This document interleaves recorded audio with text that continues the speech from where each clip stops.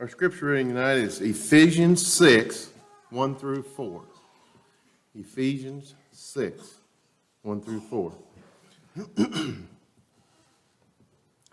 Children, obey your parents in the Lord, for this is right. Honor thy father and mother, which is the first commandment with promise, that it may be well with thee, and thou mayest live long on the earth. And ye fathers, provoke not your children to wrath, but bring them up in the nurture and admonition of the Lord.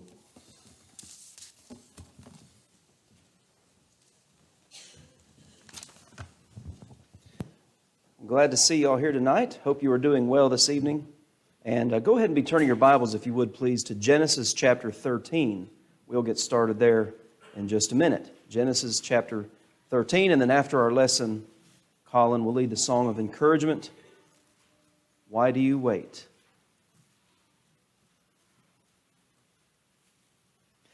So last Sunday, we took both lessons and talked about marriage, and I shared 10 points with you on that, about marriage from a biblical perspective. And to continue the thought this evening, I thought we would talk about children for a bit and about our responsibilities to them. One of the things that I mentioned last week was the fact that as a congregation, we are really blessed here with so many young couples, young married couples, and young children, and toddlers and teenagers, and it's a blessing to see that and to be a part of that for me and my family, and hopefully I hope you understand that too. Like I said last week, there's so many congregations that have absolutely none, have no young people and no young married couples, and congregations are regularly closing their doors because they are just getting older and dying off, and there's no one there anymore, and that's sad to see.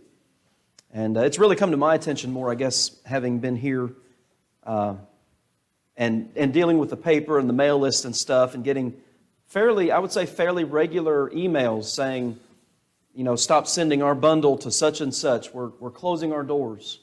That's happened I don't know how many times over the little over 7 years that we've been here, that congregations sadly have done that.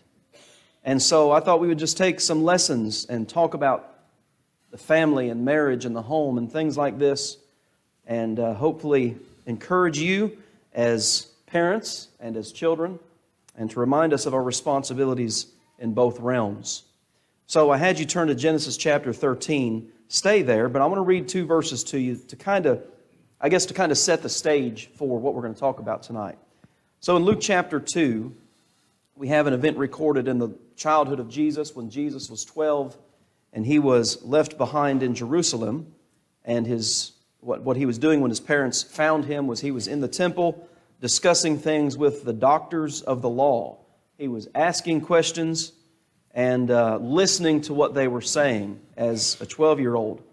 Well, Joseph and Mary get Jesus back, and this is what Luke 2:51 says and 52. And he went down with them and came to Nazareth and was subject unto them. The word there, it means subordinate, and that's exactly the role that children ought to be playing.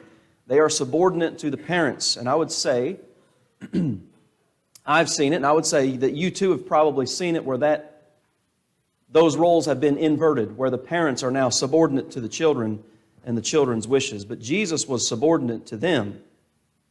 But his mother kept all these sayings in her heart. And then you look at Luke 2:52, and I think there's a fourfold method, let's say, of rearing children here. What is a parent's responsibility in bringing up children? Jesus increased in wisdom, that's intellect, and stature, that's physical growth, and in favor with God, that's spiritual growth, and with man, that's social growth.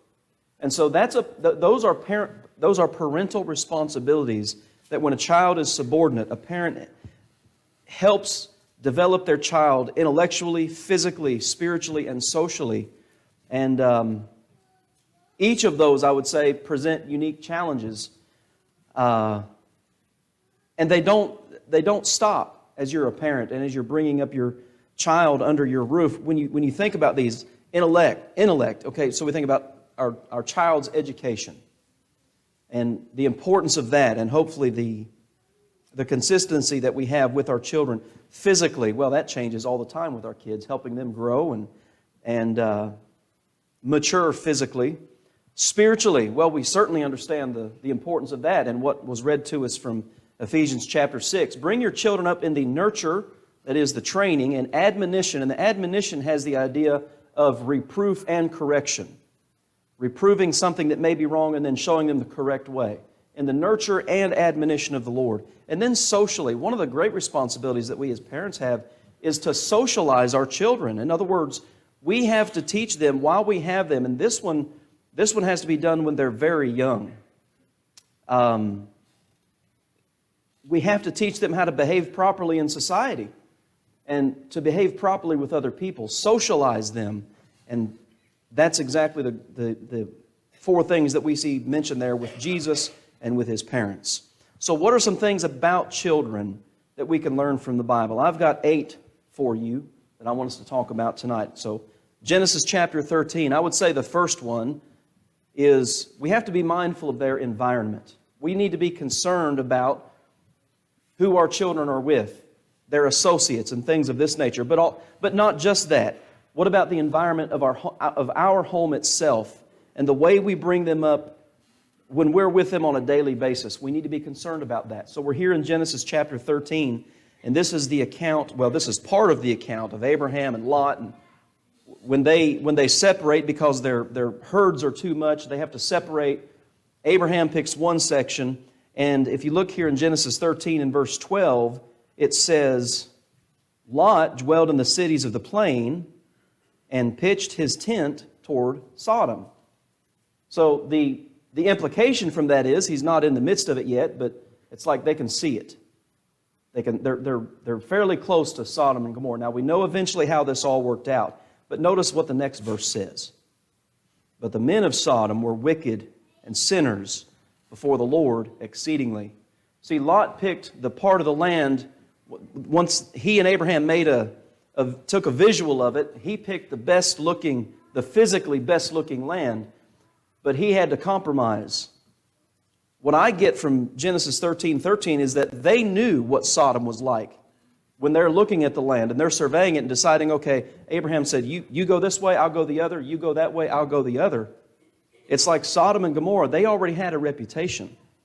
But Lot, again, pitched his tent towards Sodom. But he was looking at the physical aspects of the land. And he wasn't mindful of perhaps the environment that he would ultimately end up in. And we know that he did end up in. Now, if you turn just a few pages to Genesis chapter 19, Sodom and Gomorrah have already been destroyed. So we're skipping quite a bit of the narrative here, but making a point. And you start reading in Genesis 19 and verse 30. We're not going to read all of this, but from verse 30 to 38 tells us the account of after Lot and his daughters have escaped. Of course, his wife died as they were fleeing from the cities. Think about the environment he had brought these. We don't know exactly how long, but think about the environment that he had brought these girls up in. And Lot went up out of Zoar and dwelt in the mountain, and his 2 daughters with him, for he feared to dwell in Zoar. And he dwelt in a cave, he and his 2 daughters. And the firstborn said unto the younger, Our father is old, and there is not a man in the earth to come in unto us after the manner of all the earth. In other words, marriage and children. Come, let us make our father drink wine, and we will lie with him, that we may preserve seed of our father. Where do you suppose they learned that behavior? I guess I may be looking into the text a little more than it says, but I can't help but think of Genesis 13:13 that says the men of Sodom were terrible sinners, exceedingly terrible sinners before the Lord. And then this account right here of incest between Lot and his 2 daughters. We have to be mindful of the environment in which we put our children. And you might say the company that they keep. Another thing that I see from the book of Genesis, and so what I kind of did in arranging these points is kind of go through the Bible, you might say chronologically. So turn over to Genesis chapter 25. There's a lesson here from the life of Jacob, Isaac and Rebekah, one of Isaac and Rebekah's son. sons. And it's about deception. You know, the name Jacob means supplanter. And Jacob's an interesting character because when you read the account of his life, that's what he's doing. He's supplanting his brother. Here he supplants, with the help of his mom, his own father. And so you read Genesis 25 beginning, or rather Genesis 27, beginning in verse 5. Rebekah heard when Isaac spoke. Now we're going to talk about something that's, I think, kind of connected to this in the next point, but we're kind of jumping into the middle of the story here. But anyway, Rebekah heard when Isaac spoke to Esau his son, and Esau went to the field to hunt for venison and to bring it. And that was Isaac's request. Go take an animal and make me the food that you know that I like. Well, Mom overhears this, and she teaches Jacob how to deceive her father, who can't see. And Isaac is a bit, you might say, skeptical when all of this happens with Jacob, but he can't deny what he perceives as being in front of him is Esau. But we know that it's not. Well, verse 8, this is Rebekah talking to her son. Therefore, my son, obey my voice, according to that which I command thee. Go now to the flock, and fetch from thence 2 good kids of the goats, and I will make them savory meat for thy father, such as he loveth, and thou shalt bring it to thy father, that he may eat, and that he may bless thee before his death. And so, again, we're probably familiar with this account. And not only is the mother involved, but she involves her son to deceive her husband, his father. Well, we don't need to teach our children how to be deceptive and to be liars, but to be honest, straightforward type of people, not deceptive, certainly. And this one is tied in with it. So let's go ahead and bring this in. Don't show favoritism. What would lead to something like this happening is kind of a question you might ask. Why would Rebekah do this? And see, here's the thing. She's not just, you might say, helping Jacob, but she's hurting her other son, Esau, in this, and she's deceiving her husband. Well, you go back to Genesis chapter 25 and look at verses 27 and 28. The boys grew, and Esau was a cunning hunter, a man of the field, and Jacob was a plain man, dwelling in tents. And Isaac loved Esau, because he did eat of his venison, but Rebekah loved Jacob. And so I thought about that. Well, you don't show favoritism to your children. And now we understand that every child is different, and that in bringing up, if you bring up multiple children, you treat each one not with favoritism or partiality, but you treat them differently because they are different. You may discipline them differently because they are different and they respond differently. But I can't help but think that this, what's recorded here in Genesis 25, plays into what we read in Genesis chapter 27 and the deception that Rebekah and Jacob take part in because they showed favoritism. Let's look at Genesis chapter 37 because there's another account of this in the Old Testament. And this too involves Jacob now, the favorite, all right? Now Jacob's got his own family. Genesis 37, beginning in verse 1. He dwelt in the land wherein his father was a stranger, in the land of Canaan. These are the generations of Jacob. Joseph, being 17 years old, was feeding the flock with his brethren, and the lad was with the sons of Bilhah and with the sons of Zilpah, his father's wives. And Joseph brought unto his father their evil report. But Israel loved Joseph more than all his children, because he was the son of his old age, and he made him a coat of many colors. And when his brethren saw that their father loved him more than all his brethren, they hated him and could not speak peaceably unto him. I can't help but think that this favoritism is now generational. What was done with Jacob by his mother, Jacob is now doing to his own son Joseph, showing favoritism. Well, what does that breed? Again, you look at verse 4. His brothers hated him. It breeds resentment and jealousy. And we know what happens with Joseph based on what we're told in these first 4 verses. His brothers, first of all, wanted to kill him. But then, of course, they settled, well, we'll just sell him off into slavery. And that's ultimately what happened. But you know, if we're showing favoritism, that could lead to other things. If we want our children to have an advantage, Maybe our favorite, we might say. If we have favorites, which we shouldn't, it might teach us to, it might make it easier for us to teach them how to be deceptive and to get their way, because we want what's best for this child. And so I'll do whatever I can for that child and help them get whatever they can. And, well, we can fall into these pitfalls of teaching them things we ought not to be teaching them. Whereas, number 4, we should teach them something else diligently. All right, let's go to Deuteronomy chapter 6. Deuteronomy chapter 6.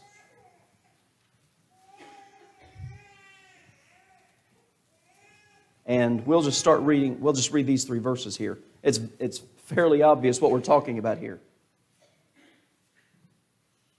These words which I command thee this day shall be in thine heart, and thou shalt teach them diligently unto thy children, and shalt talk of them when thou sittest in thine house, and when thou walkest by the way, and when thou liest down, and when thou risest up.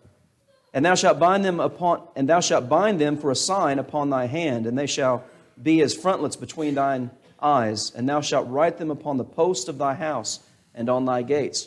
What should we be teaching our children? Well, the Word of God. And reading the Word of God with them and answering questions that they may have. That's what we need to be teaching our children. And that's so interesting because, going back to Luke chapter 2, Jesus grew in wisdom, and we talked about intellect and education, and we are big on educating our children. We want to see them succeed in school and get good grades and go to college if that's what they choose to do. And we focus on that for the first, 18 years of their life. Do we focus that much on their spiritual development, their spiritual maturation, education, if you will? We need to teach them God's Word diligently. And that, again, that goes back to our scripture reading that Mr. Keith read to us. Bring them up in the training and the discipline of the Lord. That's our responsibility as parents. And you guys have heard me talk about this before. I've seen it so many times through the years where a child or children will grow up in a family and they'll be involved in church functions, and then as soon as they go off to college, they're out, they're done. And many times the parents will blame the church. I don't know that we can do that. Those children have their own mind, and they're going to have to make up their own decisions. And we as parents need to be sure that we're doing our job in the home. It's not the church's job to rear our children. And it's not the church's job to spiritually educate our children. Now, they can, Bible classes and the things that a congregation does, those things can be a great assistant to the work of parents. But it's not the church's responsibility to do that. We need to teach our children. And you notice here the personal nature of this. Look again at verse 7. Thou shalt teach them diligently unto thy children. When you walk, to talk to them. When you sit in your house. That's a spiritual education at home. That's our responsibility. And that's the thing. Again, we focus so much on their secular education, and that's not a bad thing, obviously. But do we neglect the spiritual in favor of the secular? Thinking, well, one day, they'll have their own family, and then they'll take on that responsibility of growing spiritually. If we're doing that, we're failing. We've got to teach our kids diligently the Word of God. We've got to discipline them. Turn over to Deuteronomy chapter 21. I've got a few verses for this. There is so much in Scripture that talks about this. What do we mean by discipline? Well, I suppose you would say that involves a lot of different things. That would involve, I would say, punitive discipline, negative punishment, but also positive. So I would say there's a lot of ground covered with this single point. But let's look at just a few verses. Deuteronomy 21 in verse 19. Then shall his father and his mother lay hold on him and bring him out to the elders of the city and of the gate and unto the gate of his place. Well, this is talking specifically about parents who have a problem child and they've done everything that they can do. And under the law of Moses, well, they might involve the city and the judges, the wise men, you might say, of the city. But the implication there is that it starts at home. If you look at verse 18, if a man have a stubborn and rebellious son, which will not obey the voice of his father, where's the primary responsibility? It's not society. It's not the village. People talk about it takes a village to raise a child. And I guess in a very small sense I understand that. But if God blesses you with children, as parents, that's your job. It's not a village's job somewhere to raise your kids. It's yours, and to discipline them. So they won't listen to the dad. They won't listen to the mom, and they chasten him. He won't listen. And the fact of the matter is, there are some humans like that they just will not be reasoned with. And, well, that may take some help. And that's exactly what we see happening here in Deuteronomy chapter 21. Let's go to Proverbs chapter 19 and look at this verse. Proverbs chapter 19. And the book of Proverbs is full of advice for parents and specifically for discipline and bringing children up, training them. Proverbs 19:18 says this, "Chasten thy son," but listen to this, "while there is hope." The obvious implication is there can be a time when there is no hope. And if you don't chasten your son while there is hope, well, let not thy soul spare for his crying. Discipline is hard.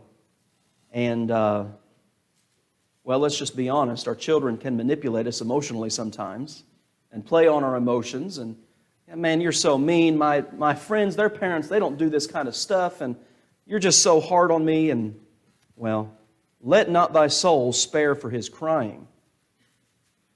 You don't fail to chasten thy son while there is hope because he has an emotional response to your chastening. And again, that can be challenging because it's be turning to Hebrews chapter 12 because as you guys know, experienced parents, you know that discipline, as we typically think of that term and what's involved in that, and there can be a variety of things involved in that, it's not like we enjoy it, disciplining a child. It's not something we anxiously anticipate and look forward to doing. But when it's required, you don't let their emotional response stop you from doing what you're supposed to do as a disciplinarian. Hebrews 12, beginning in verse 7. "If ye endure chastening, God dealeth with you as with sons. For what son is he whom the Father chasteneth not? But if ye be without chastening," or chastisement, "whereof all of are partakers, then are ye illegitimate, and not sons." And so we're talking about contextually, I think, here with persecution and things that Christians may have to go through. But he compares it to this, verse 9, "Furthermore, we have had fathers of our flesh, which corrected us, and we gave them reverence. Shall we not much rather be in submission unto the Father of spirits and live? For they, our earthly parents, verily for a few days chastened us, as after their own pleasure." In other words, as it seemed appropriate to them. That's what our parents did. "But he for our profit, God for our profit, that we might be partakers of his holiness." That's a great responsibility that we as parents have, is to discipline our children. And again, it may look differently for each child, but the responsibility is still there. There are two accounts in your Old Testament. We're not going to turn to this, but if you take notes, you can write these passages down. 1 Samuel chapters 2 and 3. Read sometime about Eli and his two sons, Hophni and Phinehas. One thing that we're told about them is that he didn't restrain them, and they were corrupt. But then you can also read 1 Kings chapter 1, and you can read about Ahijah, David's son. It says he was very good looking, and his father never disappointed him. Read those accounts, 1 Samuel 2 and 3 and 1 Kings chapter 1, and see the results of parents who don't discipline their children. And we see it all around us today. We have that responsibility. Number 6, you have to discipline appropriately. Well, what does that mean? Let's go to Ecclesiastes chapter 8 real quick and look at this concept. It's some of the stories that we hear sometimes are just terribly disturbing. And I suppose we're all familiar with accounts that we've heard in the news that, typically the big stories that make the national headlines, you might say, that, well, abuses that are committed by parents of their to their children, even to the point of starving to death and physical abuse, beating to death and things like this. And you wonder, how can that even happen? How can a parent do something like that? Well, it's probably a buildup of things over time. and somebody pushed the wrong button at the right time, and things went terribly wrong. So what do I mean by discipline them appropriately? Because sentence against an evil work is not executed speedily. Therefore, the heart of the sons of men is fully set in them to do evil. You discipline when it needs to be done. And stories like I was just talking about, typically when you learn a little bit more about the story, there's a buildup over a long period of time, and then one day it just all goes terribly south. And the parent reacts in a way that typically they probably wouldn't. But they've let things build up and go for so long that they can't take it anymore. Well, I think we can apply the principle here of Ecclesiastes 8 and verse 11. You need to discipline in an appropriate time and in an appropriate way, and not let everything build up. And I remember when I was a kid, the timing was appropriate when discipline was applied. And that's a responsibility that we have as parents, to discipline, not just discipline, but do it appropriately, and let's say in a timely manner. These last two are connected to this one passage. Let's go to Luke chapter 15 as we think about bringing up children and our responsibilities to them. And the next lesson we'll talk about, we'll invert this and we'll talk about the children and their responsibilities to parents. One of the I would say, probably one of the hardest and most challenging things to do is this one here. Learn to let your children go. You have them for a certain amount of time under your roof, and if you will, under your rule. But what are you doing with your children during those formative years? Well, you're preparing them to go out into the world and be a productive member of society, live on their own, pay their bills, make good decisions, contribute something somewhere. That's what you're trying to do the whole time you have them. And there's a time when you have to let them go, and they're not under your roof anymore. And this has always been interesting to me here in Luke chapter 15. Of course, this is the account of what we call the prodigal son, but this is actually, I think there's two parables here. It's not just the prodigal son, it's also the parable of the elder son. So we'll look at both aspects of that. And he said, a certain man had 2 sons, verse 11, and the younger of them said to his father, Father, give me the portions of good that falleth to me. Well, how did it get to that point? Because the father's not dead yet. Why would the son make that demand in the first place? What led him to do that? But then this, and he divided unto them his living. Why would the father make that decision at that point in time? We don't know how old was this kid, but was he getting ready to leave anyway? We just don't know all the details. But the father, he divided unto them his living. And not many days after, the younger son gathered all together and took his journey into a far country, and there wasted his substance with riotous or excessive living. Again, we don't know all the background, and that's not the point of this parable. We understand, but it does make you wonder what led to this point. The father took, so far as I can tell in reading this passage, the father took this son as far as he could take him under his household, under his roof, as we say. And the son's ready to go. The father doesn't beg and plead with him, as we have recorded. Please don't go, don't stay, I'll give you whatever you want, just stay here. He, as we say, he cut the strings and let him go. Now, the decisions that son made, we know, as you continue reading there in verse 14, were disastrous. I mean, to utter poverty. But what we're doing as parents with all these things that we've talked about is just this. We're learning to let them go, to go out into society and hopefully be productive, but also maintain their Christian upbringing and be not just, again, we often think of their contribution to society and what they're going to do when they grow up. What about what are they going to do with the church when they grow up and when they leave home? Again, I think so many times we focus on the secular to the neglect of the spiritual.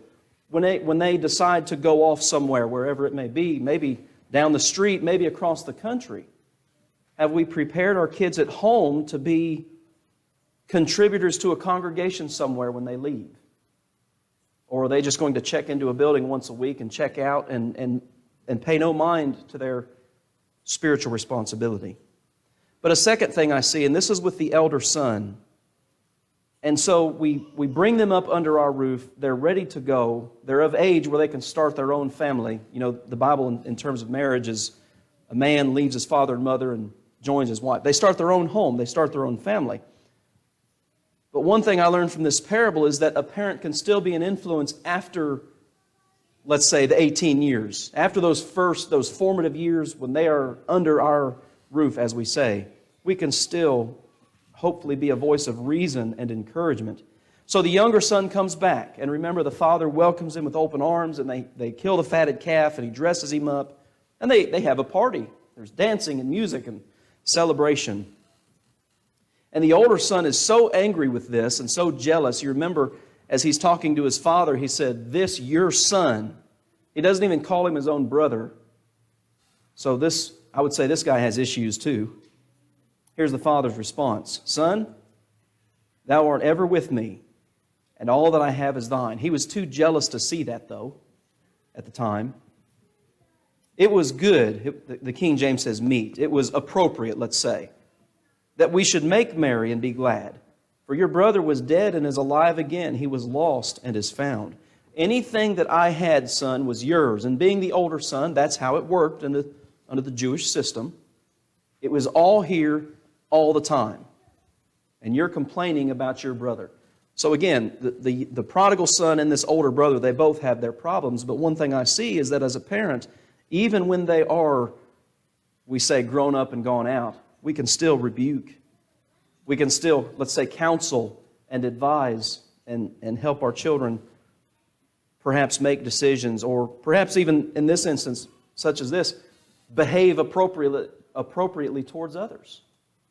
And so in a sense, I would say that the job of a parent really never comes to an end. You know, once you're a parent, you're always a parent.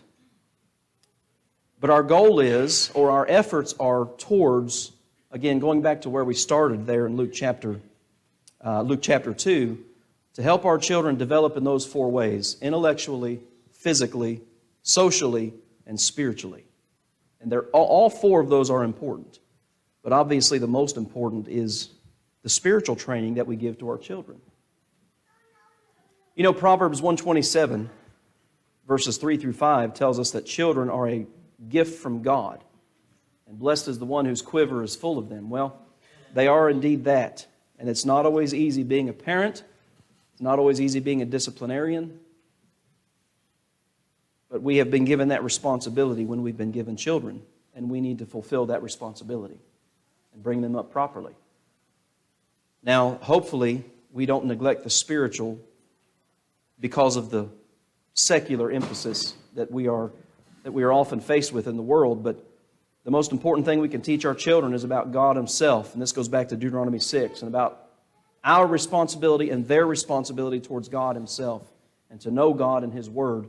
And hopefully they'll take that teaching and apply it and obey the gospel.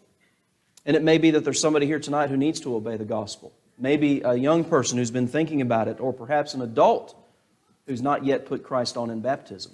We want to encourage you, if you need to do that tonight, to become a Christian, to do that. Maybe you're here tonight and you've obeyed the gospel in the past, but you've not remained faithful to Him. Well, why do you wait? If you need to respond to the gospel and need to wait tonight, let's do it right now as we stand and sing.